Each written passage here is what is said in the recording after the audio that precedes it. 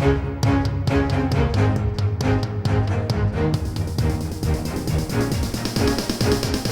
is the Washington Times front page for Wednesday, August 25th, 2021. Thanks for joining us. I'm George Gerbo. We start on Capitol Hill, where the House has advanced President Biden's $3.5 trillion social spending budget package, overcoming an insurgency by moderate Democrats that tested Speaker Nancy Pelosi's grip on her caucus. In a party-line vote, congressional reporter Harris Alec reports the House kickstarted drafting of the $3.5 trillion package of anti-poverty, education, and healthcare spending. Pelosi faced a stronger-than-expected challenge from a group of moderate Democrats led by New Jersey Congressman Josh Gottheimer. The group initially refused to back the spending bill until the House passed the $1.2 trillion bipartisan infrastructure package that's already passed the Senate.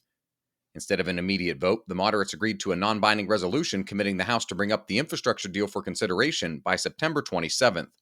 House Republicans say the $3.5 trillion package is radical in scope and does nothing to deviate from the tax and spend policies the Democrats have traditionally pushed in the past.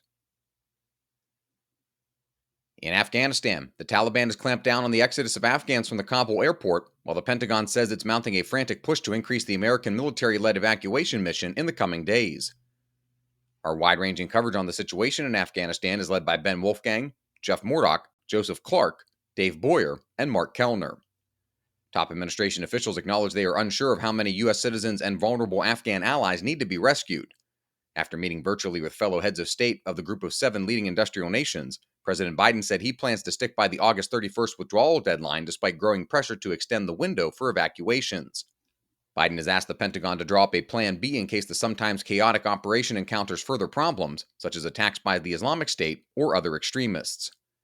The president said the operation at Hamid Karzai International Airport, likely the largest withdrawal of non-combatants since the fall of Saigon in 1975, has airlifted 70,700 people from Kabul since August 14th. American troops now must simultaneously guard the perimeter of the airport, load tens of thousands of people each day onto transport planes, and begin packing up equipment from the facility to meet the looming deadline less than a week away. For those Afghans unable to make it out of the country, many fear what the aftermath in Afghanistan will look like under Taliban control once again. Scholars who have studied the group say their return marks the return of a top-down set of strict beliefs unlikely to evolve with the times. The Taliban say they follow a strict school of Sunni Islam that hews to the first 3 generations of Muslim believers. That teaching includes a strict subjugation of women and the rejection of non-Islamic images. A reminder that you can find all these stories at WashingtonTimes.com/front page.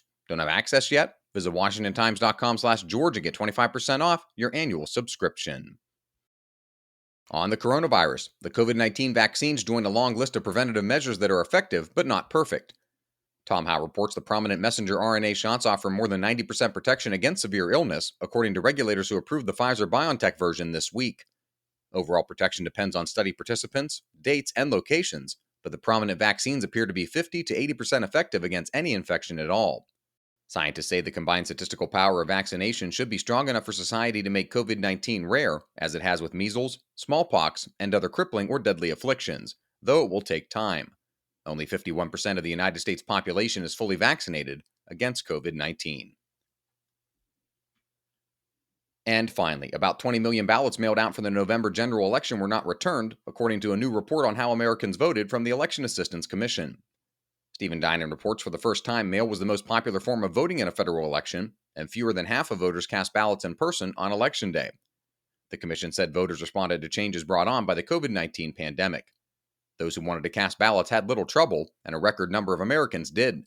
Officials recorded 161.3 million votes cast and counted by Americans. Find all of today's front page stories at WashingtonTimes.com/front page or on the Washington Times app, and follow us for free on all your favorite podcast platforms. Just search Washington Times.